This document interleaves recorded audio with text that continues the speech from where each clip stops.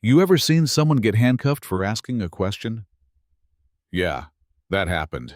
Right in broad daylight, middle of the Bayfield Farmers Market, where the air's thick with heat and fear, and the scent of crushed tomatoes mixes with silence so loud it could burst your eardrums. That's where Officer Dean Mathers shoved Lena Carter, a black woman barely 5'4", into a stack of rotten melons like she was trash, and nobody moved a damn muscle. Now, here's what Dean didn't know. Lena wasn't just another face in the crowd. She wasn't a protester or a local vendor poking the hornet's nest. She was the hornet. Lena worked quietly, surgically, embedded deep inside a federal watchdog program designed to investigate exactly this kind of small-town corruption. And this time, she wasn't taking notes. She was taking names. Let me back up a sec. Bayfield Market's not just a place to buy produce. It's a living museum of fear, where old ladies pay sanitation fees to stay open. Kids get hushed for asking why cops show up every morning. And if you ask too many questions, your stall's randomly inspected, your permit mysteriously revoked, and boom, you're gone. That day, Lena asked just one thing. Why is this man being fined twice this week? Dean turned, saw her brown skin, her calm face, and lost it. He thought brute force would shut her up. He slapped her, hard. Crowd froze. Lena didn't. Her eyes locked on him, steady like a slow-burning fuse. No screams, no panic, just quiet.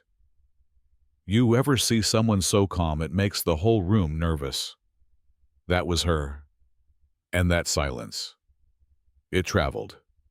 Through phones, through cameras, through the conscience of every single vendor in that market who ever paid $5 just to breathe. But here's the twist. Not even Dean's precinct knew who they had in the back seat of that cruiser. When they pulled her file, it was blank, redacted. Higher clearance than anyone in that station ever touched. She sat there, still cuffed, still bleeding, but her voice, stone cold. I'm not here to fight. I'm here to finish what should have ended years ago. And then came the storm. Internal memos leaked, names dropped. Videos resurfaced of Dean from 2019 shoving a teenager into a wall for not being respectful enough. Turns out Lena had been tracking this department for over a year.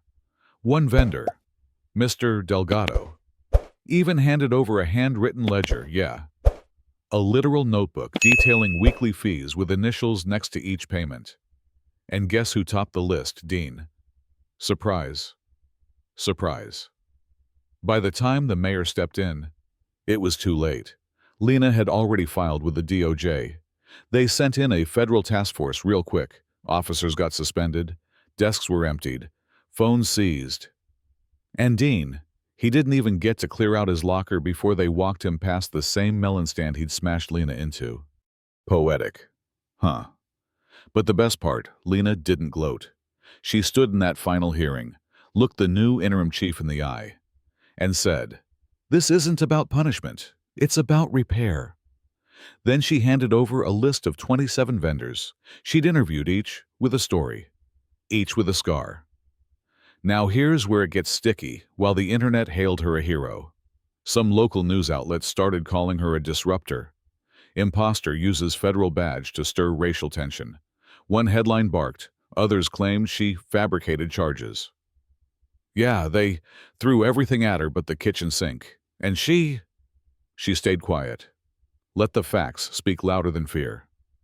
Last we heard, Lena's been asked to help oversee transparency programs in 3 other counties. Meanwhile, Dean facing charges and watching reruns of his own downfall on every platform from Reddit to CNN. And I gotta ask you if the person standing up for justice gets attacked harder than the one abusing power. What does that say about us? Let us know in the comments. Was Lena right to go undercover like that? Did Dean deserve to lose it all?